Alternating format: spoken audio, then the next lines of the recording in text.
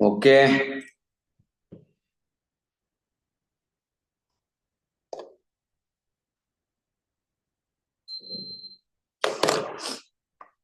അപ്പോ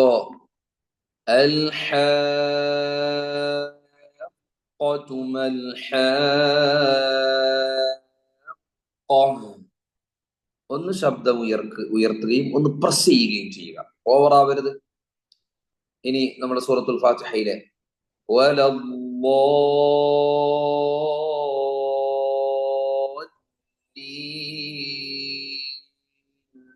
കേട്ടോ, ലീന്ന് നീട്ടി നിർത്തുമ്പോ നമുക്ക് അതിന്റെ ആവശ്യമില്ല, നൂനിന് ശബ്ദില്ല. വാ നീട്ടിയാൽ ലാമിന് ശബ്ദുള്ളതുകൊണ്ട് ആ ലാമെന്ന് വെളിവാകുമ്പോൾ ഒന്ന് പ്രസ് ചെയ്യുന്നു. അപ്പൊ 3 സ്ഥലത്ത് പറഞ്ഞു. ഒന്ന്, ശബ്ദുള്ള അക്ഷരത്തിൽ നിർത്തുമ്പോൾ. 2, വാവിനും യാനും എപ്പോൾ ശബ്ദ് വന്നാലും. 3, മദ്ദുൽ ലാസിമിൽ ഷദ്ദുള്ള അക്ഷരം വരുമ്പോൾ. മദ്ദുൽ ലാസിമിൽ ഷദ്ദുള്ള അക്ഷരം വരുമ്പോൾ 3 പറഞ്ഞു. ഇനി 4-മത്തത് ഇൻദൽ വഖഫി അലാ ഹംസത്തിൻ മസ്ബൂഖത്തിൻ ബിഹർഫി മദ് ഔ ലീൻ. ഹംസയിൽ നിർത്തുകയാണ്. ഹംസ എന്ന അക്ഷരത്തിൽ നിർത്തുന്നു, വഖഫ് ചെയ്യുന്നു. അതിന് തൊട്ടു മുമ്പ് മദ്ദുണ്ടാകുന്നു. മദ്ദക്ഷരം അല്ലെങ്കിൽ ലീനക്ഷരം ഉണ്ടാകുന്നു. ഏതുണ്ടായാലും മദ്ദാണ്. മദ്ദുല്ലീനോ അല്ലെങ്കിൽ മദ് ആരിദോ ഒക്കെയാണ് വരിക, അല്ലെങ്കിൽ മദ് മുത്തസിലോ ഒക്കെ വരും. മദ് മുത്തസിൽ അല്ലെങ്കിൽ മദ് ലീൻ ഒക്കെ വരും. അതുപോട്ടെ. അപ്പൊ മദ്ദക്ഷരത്തിന് ശേഷം ഹംസ വന്നാൽ, ലീനക്ഷരത്തിന് ശേഷം ഹംസ വരുന്നു, ആ ഹംസയിൽ നമ്മൾ നിർത്തുന്നു. ഉദാഹരണത്തിന് അത് നീട്ടി നിർത്തിയതാണോ അല്ല ഹംസയോട് കൂടി നിർത്തിയോ ഒന്നും ഒരു വ്യക്തമല്ല. അപ്പൊ ആ ഹംസ വ്യക്തമാവാൻ വേണ്ടി കണ്ടോ,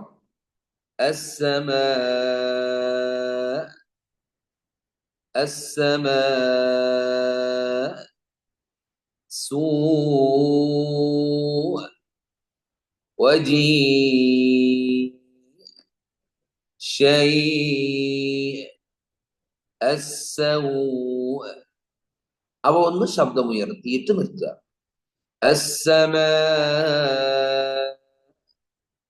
കേട്ടോ, ഒന്ന് ശബ്ദം ഉയർത്തി ഹംസ വ്യക്തമാക്കുന്നു. ഇല്ലെങ്കിൽ ഹംസ ഇല്ലാതെ നേരെ അവിടെ ഹംസ പറഞ്ഞതായിട്ട് ഒരു തെളിവുമില്ല, അങ്ങനെ ആയിപ്പോ.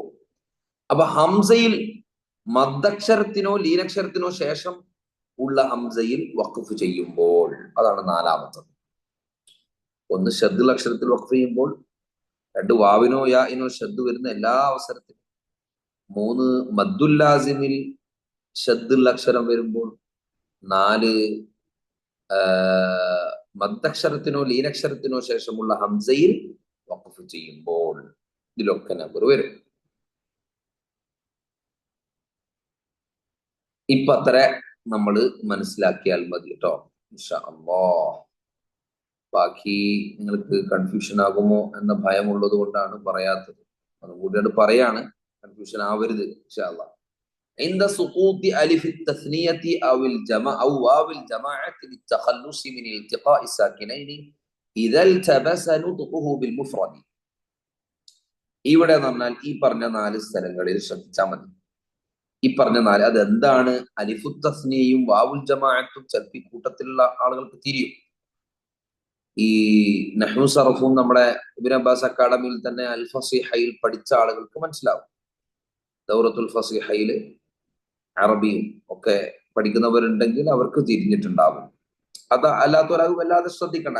ഈ പറഞ്ഞ ഞാനിപ്പം ഈ സ്ക്രീനിൽ കാണുന്ന 4 നമ്പർ ഇട്ടിട്ടില്ലേ, 1, 2, 3, 4, ഈ 4 സ്ഥലങ്ങളിൽ എന്താ ചെയ്യേണ്ടതെന്ന് മാത്രം പഠിച്ചു വെച്ചാൽ മതി. എന്താണ് അവിടെ?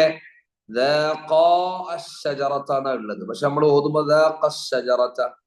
എന്നാണ് വരിക. അപ്പൊ അവിടെ ഒരു അലിഫുണ്ട്. എന്ന് പറഞ്ഞാൽ അവൻ ഒരാൾ രുചിച്ചു, അശ്ശജറത്ത ആ മരത്തിലെ പഴം രുചിച്ചു എന്നാണ്. പക്ഷെ ഇവിടെ ആദം അലൈഹി സ്വലാത്തു വസ്സലാം ഹവ്വ അലൈഹി സ്വലാത്തു വസ്സലാം രണ്ടുപേരും പഴം തിന്നണല്ലോ. അപ്പോ തിന്നല്ല, അത് രുചിച്ചു നോക്കിയിരുന്നു. അപ്പോ അവിടെ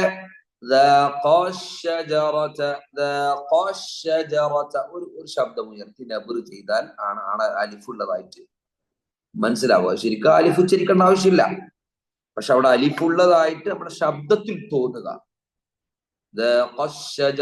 എന്ന് ഒന്നിനേക്കാളും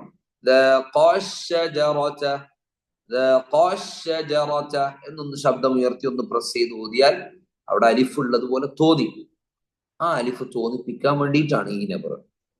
ഇതൊന്നും നിങ്ങൾ വല്ലാതെ ശ്രമിച്ച് എന്താ വേണ്ടതില്ല, ബാക്കിയുള്ളത് പോലെയല്ല. ഇവിടെ നിങ്ങൾ നേരെ ഓതിയാലും കുഴപ്പമൊന്നുമില്ല. എന്ന് ഓതിയാലും കുഴപ്പമൊന്നുമില്ല, അത് അങ്ങനെ തന്നെ പോയിക്കോട്ടെ. ഞാൻ ഈ പറഞ്ഞ് മനസ്സിലാക്കി വെച്ചാൽ ഇങ്ങനെ ഒരു സാധനം ഉണ്ട് എന്ന് മനസ്സിലാക്കി വെച്ചാൽ. അതുപോലെ തന്നെ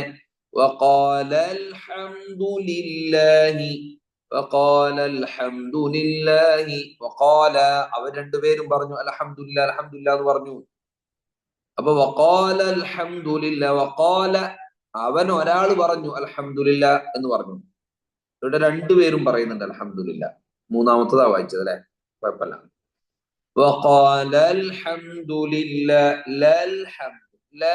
അവിടെ ഒരു ശബ്ദം കൂട്ടുമ്പോ അവിടെ ഒരു അലിഫുള്ളതായിട്ട് തോന്നിപ്പിക്കും. അറബികളുടെ സംസാരത്തിലൊക്കെ ഈ പ്രയോഗങ്ങൾ വരുന്നതാണ്, ഈ രൂപത്തിലുള്ള ശബ്ദം ഉയർത്തലും കുറക്കണം.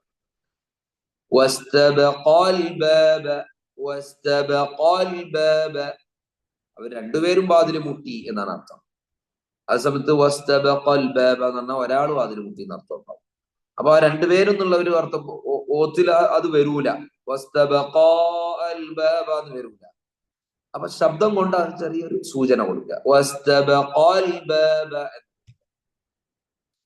അതുപോലെ തന്നെ വസാലിഹുൽ മുഅ്മിനീന, അവിടെ വാവ് എഴുതു തന്നെ ഇല്ല. അവിടെ ശരിക്കും വസാലിഹു അൽ മുഅ്മിനീന എന്നാണ്, പക്ഷെ വാവ് നമ്മുടെ എഴുത്തിലേ ഇല്ല.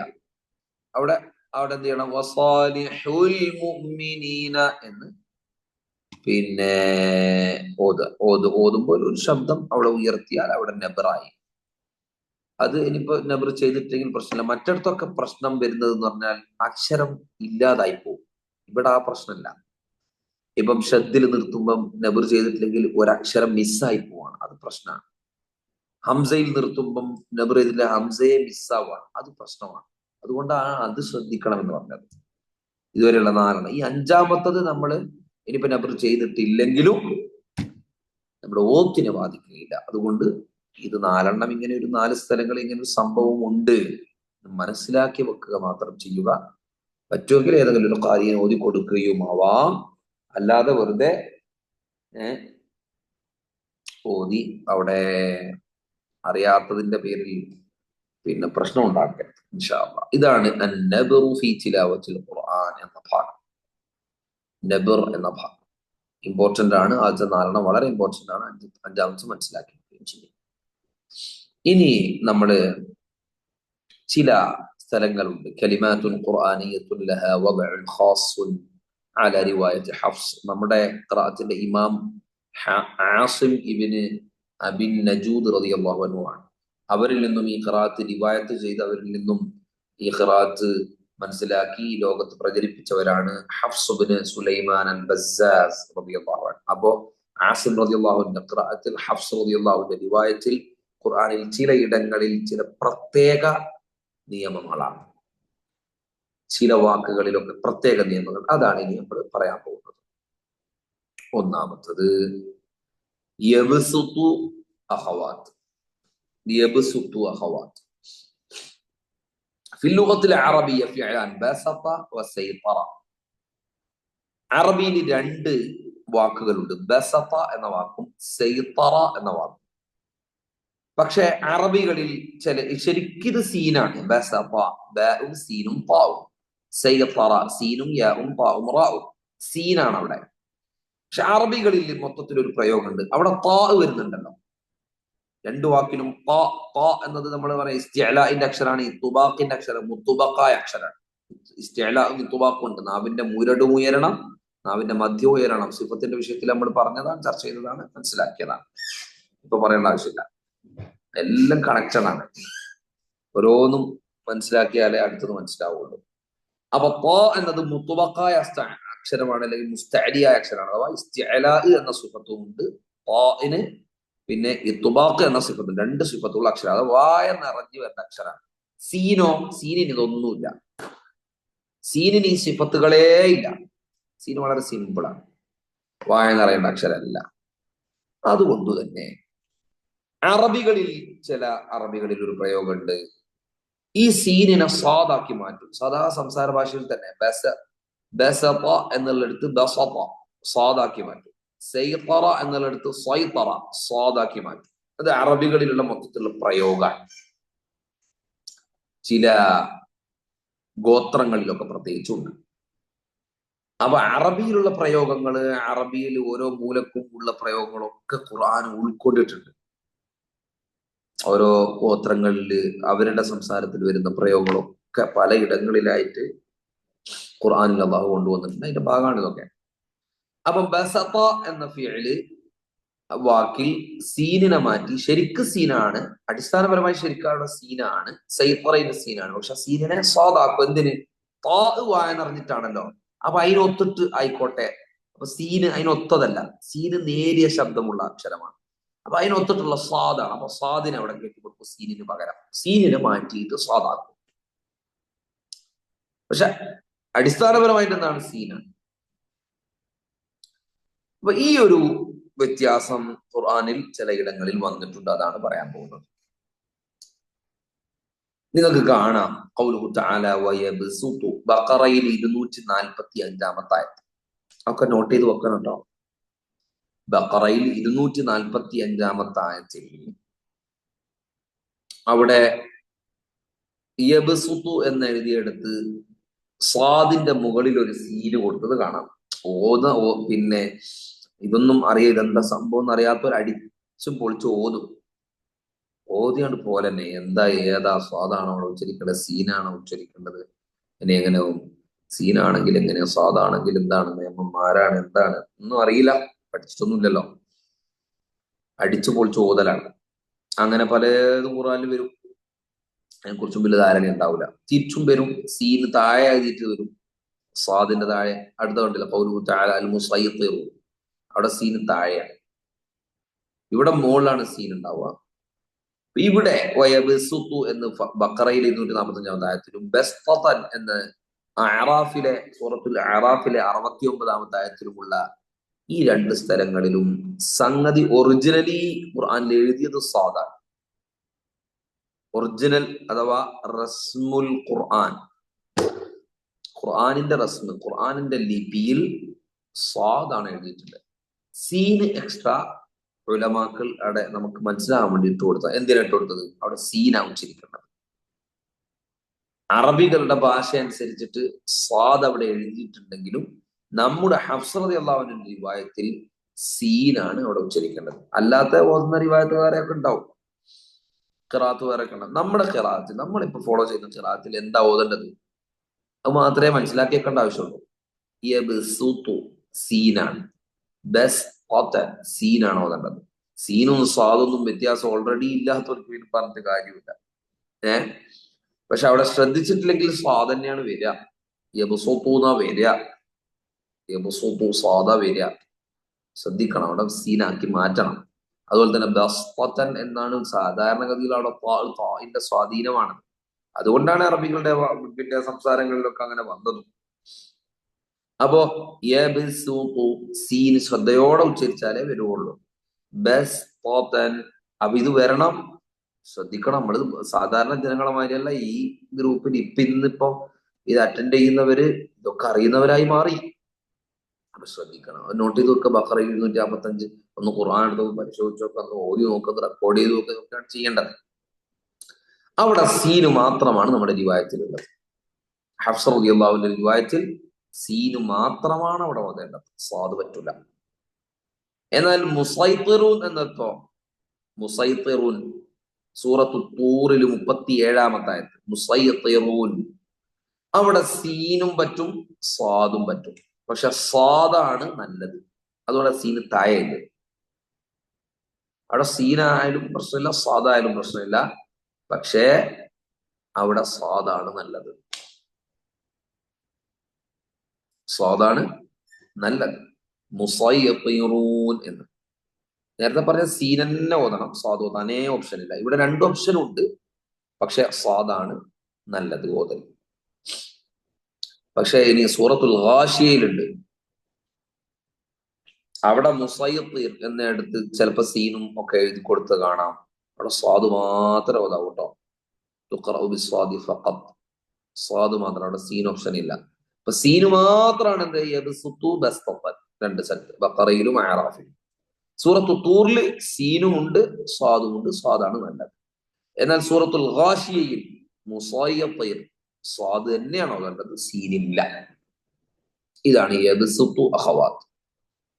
ഇതിനെ യബ്സുത്തു അഖവാത്ത്, അഖവാത്ത് പറഞ്ഞാൽ സഹോദരിമാർ, യബ്സുത്തുവും യബ്സുത്തുവിന്റെ സഹോദരിമാരും എന്നാണ് അതിന്റെ അർത്ഥം. യബ്സുത്തു പോലത്തെ അതിന്റെ കൂടെയുള്ള ഈ 4 സംഗതികളാണ് ആ പറഞ്ഞത്. മനസ്സിലായില്ലേ യബ്സുത്തു അഖവാത്തിന്റെ അവസ്ഥ? മനസ്സിലായി എന്ന് കരുതുന്നു. മനസ്സിലായിട്ടുണ്ടെങ്കിൽ ഒന്ന് യെസ് അടിച്ച് ചാറ്റില്. മനസ്സിലായിട്ടുണ്ടെങ്കിൽ യെസ് എന്നടിക്കും. അൽഹംദുലില്ലാ. പിന്നെ റെക്കോർഡ് തരുന്നുണ്ടല്ലോ.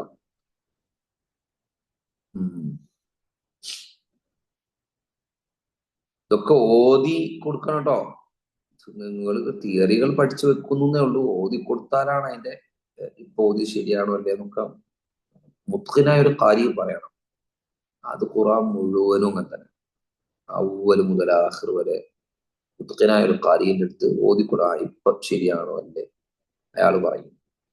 സ്വന്തം തീരുമാനിക്കുന്നതിന് പരിമിതികൾ തന്നെയാണ്, വലിയ പരിമിതികളുണ്ട്. അപ്പൊ യബ്സുത്തു അഖവാത്തും നമ്മൾ പറഞ്ഞു. ഇനി സൂറത്തു ആല ഇമ്രാൻ തുടങ്ങുന്നത് അലിഫ് ലാം മീം അല്ലാഹു ലാ ഇലാഹ ഇല്ലാ ഹുവൽ ഹയ്യുൽ ഖയ്യൂം. അങ്ങനെയാണ്. അവിടെ അലിഫ് ലാം മീം അങ്ങനെ നിർത്താതെ കൂട്ടി ഓതുകയാണെങ്കിൽ എങ്ങനെ ഓതേണ്ടത്? അലിഫ് ലാം മീം അല്ലാഹു ലാ ഇലാഹ എന്നാണ്. അല്ലാഹു മീമിന് ഫത്ഹാവും. അപ്പൊ മീം അവിടെ നീട്ടുകയും ചെയ്യാം. ഒന്നാമത്തെ മനസ്സിലാക്കേണ്ടത്, കൂട്ടി ഓതുമ്പോൾ അലിഫ് ലാം മീം അല്ലാഹു എന്നല്ല, മീം അല്ലാഹു എന്ന് ഓതാ. വരൂല, മീം അല്ലാഹു ട്ടോ. അതൊരു നിയമം. രണ്ടാമത്തത്, അവിടെ പിന്നെ അങ്ങനെ ഓതുമ്പോ രണ്ട് രൂപത്തിൽ ഓതാം. മീം നീട്ടിയിട്ട് ഓതാം, മീം നീട്ടാതെ ഓതാം. നീട്ടിയിട്ട് എങ്ങനെ ഓതേണ്ടത് കുറച്ച് നേരത്തെ ഞാൻ ഓതി തന്നു, ഒന്നുകൂടി ഓതാം. നീട്ടിയിട്ട് എങ്ങനെ ഓതുക? അലിഫ് ലാം മീം അല്ലാഹു ലാ ഇലാഹ, അങ്ങനെ. നീട്ടാതെയോ? അലിഫ് ലാം മീം അല്ലാഹു. നീട്ടാതെ പറഞ്ഞാല് 2 ഹർക്കത്ത് മാത്രം നീട്ടുക. അവിടെ മദ്ദുൽ ലാസിമാണ്, മദ്ദക്ഷരത്തിന് ശേഷം സ്ഥിരമായ സുക്കൂനാണ്. അപ്പൊ അവിടെ 6 ഹർക്കത്തിന് ഖദർ നീട്ടണം. എപ്പോ നിർത്തുകയാണെങ്കിൽ നിർബന്ധമായിട്ട് നീട്ടണം. നിർത്താതെ കൂട്ടി ഓതുകയാണെങ്കിൽ 6 ഹർക്കത്ത് നീട്ടിയും ഓതാം, 2 ഹർക്കത്ത് മാത്രം നീട്ടിയും ഓതാം. 2 രൂപത്തിലും ഓതാം. 2 ഓപ്ഷൻ ഉണ്ട്. സാധാരണ നിലക്കത് വരൂല. അൽഹംദുലില്ലാഹി റബ്ബിൽ ആലമീൻ, അവിടെ മദ് ആരിദാണ്. കൂട്ടി ഓതുമ്പോഴോ മദ്ദില്ല, ആ മദ് ആരിദില്ല, സാധാ മദ് അസ്ലിയേ ഉള്ളൂ. അൽഹംദുലില്ലാഹി റബ്ബിൽ ആലമീൻ അർറഹ്മാനി എന്നാണ്.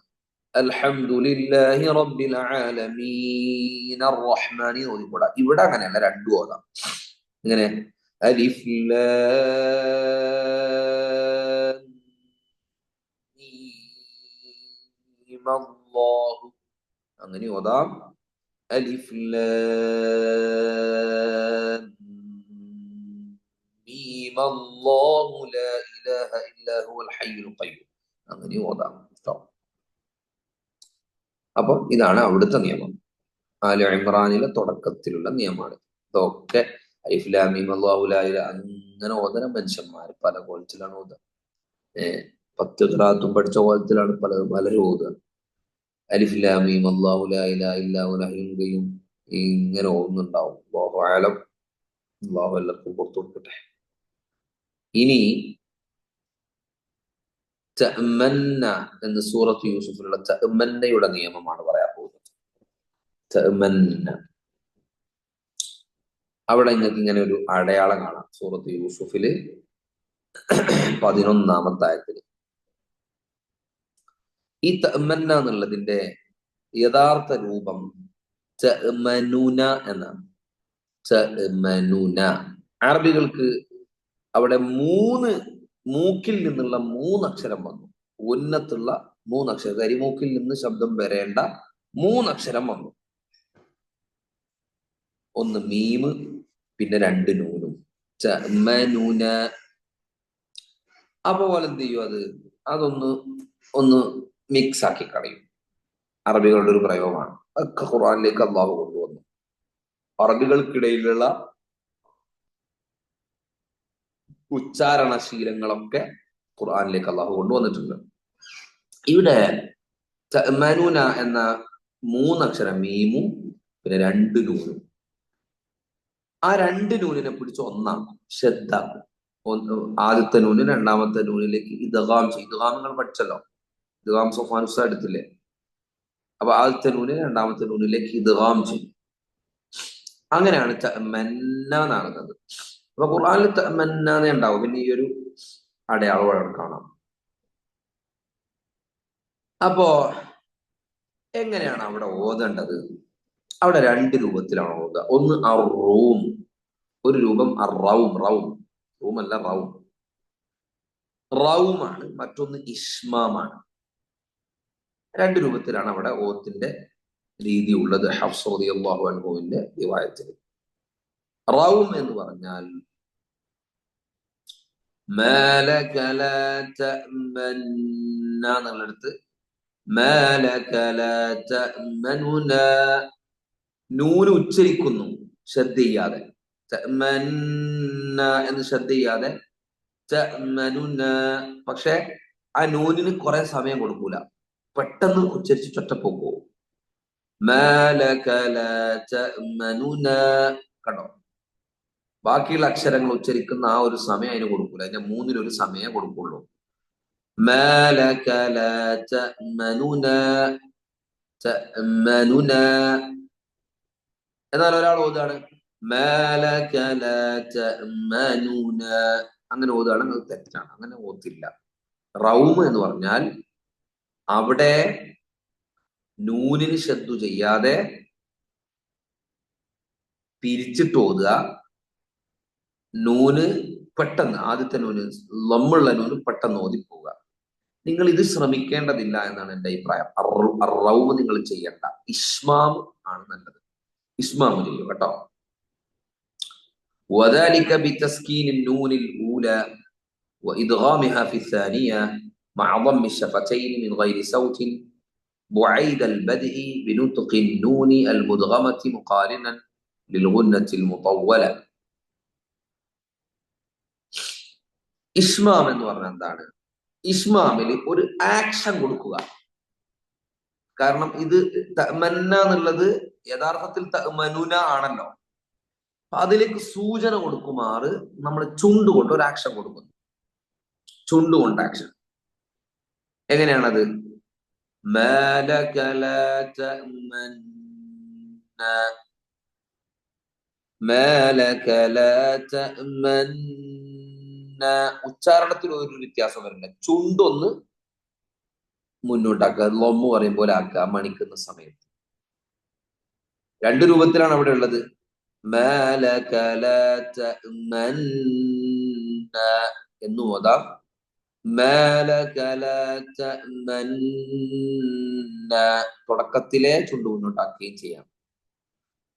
അപ്പൊ ഇത് ആക്ഷനേ ഉള്ളൂ, ശബ്ദത്തിന് ഒരു വ്യത്യാസമില്ല. തഅമന്ന എന്നുള്ള ശബ്ദം തന്നെ വരില്ല.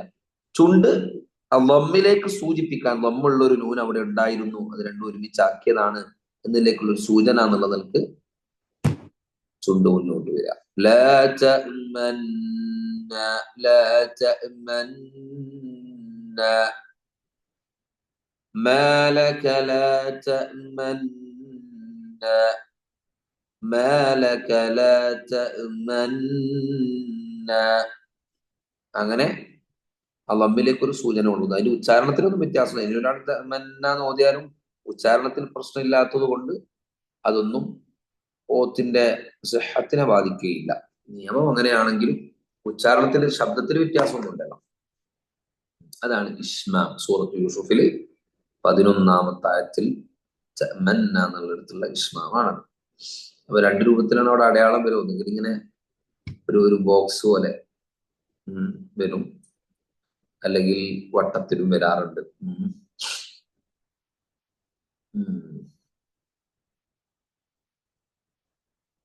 ഓക്കെ, അവ അതും മനസ്സിലാക്കി അല്ലെ. ഇഷ്മാമാണ് നിങ്ങൾ ചെയ്യേണ്ടത് കേട്ടോ, റൗമ് ചെയ്യണ്ട.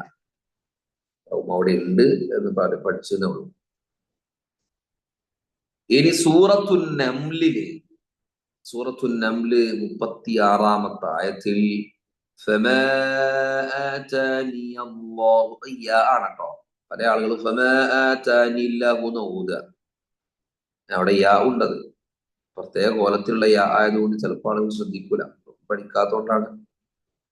അവിടെ ആ യാ ഒരു പ്രത്യേക യാ ആയതുകൊണ്ടാണ് അങ്ങനെ എഴുതിയത്.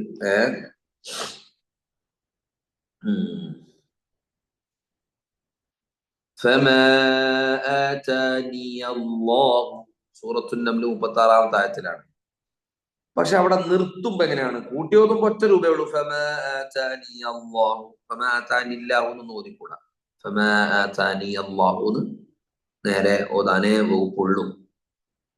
എന്നാൽ നിർത്തുകയാണെങ്കിൽ, ഇപ്പൊ ഒരാൾ അവിടെ ശ്വാസം മുട്ടി നിർത്തുന്നു, അത് നിർത്തേണ്ട സ്ഥലമൊന്നും അല്ല. എന്നാൽ ശ്വാസം മുട്ടിപ്പോയിട്ട് അവിടെ നിർത്തി പോവുകയാണെങ്കിൽ എങ്ങനെ നിർത്തേണ്ടത്? രണ്ട് രൂപത്തിലും നിർത്താം.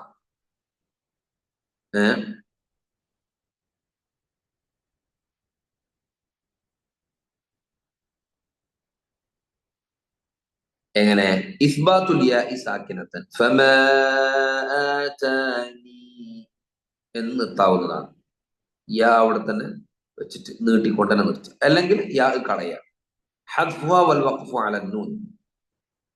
ഫമാ ആതാൻ അങ്ങനെ നിർത്താം. കൂട്ടി ഓതുമ്പോൾ മാത്രം ആ യാ വരും. വസ്ലിന്റെ യാ പോലെ, വസ്ലിന്റെ ഹംസയൊക്കെ പോലെ. അപ്പോ രണ്ട് രൂപത്തിൽ നിർത്താം. ഒന്നുകിൽ ഫമാ ആതാനി എന്ന് നിർത്താം, അല്ലെങ്കിൽ ഫമാ ആതാൻ അങ്ങനെയും നിർത്താവുന്നതാണ്. രണ്ട് രൂപത്തിലും.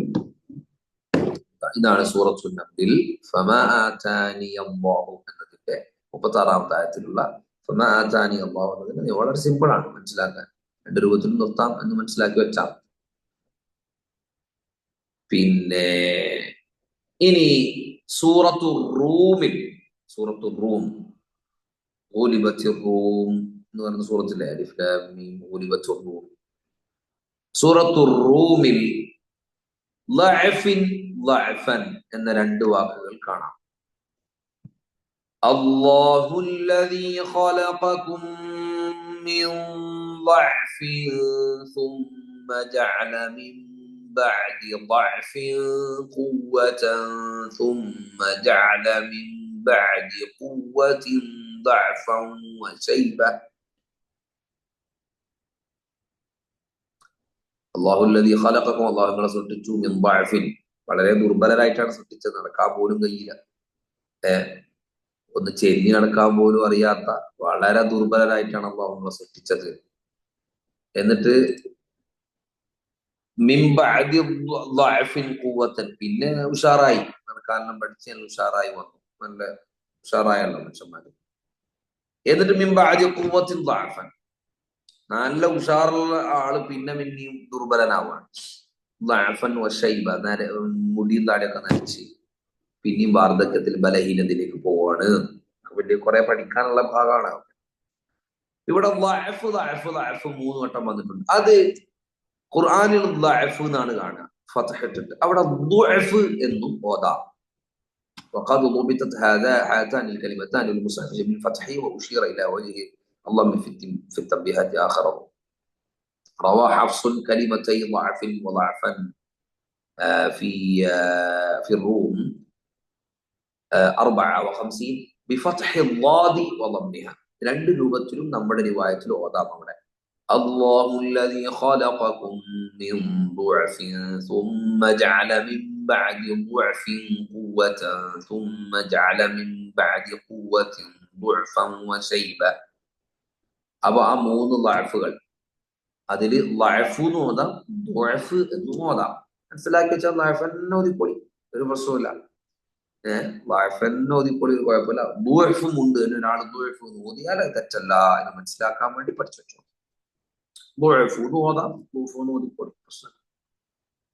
ഇതാണ് ഇന്ന് നമ്മൾ ചർച്ച ചെയ്ത വിഷയങ്ങൾ.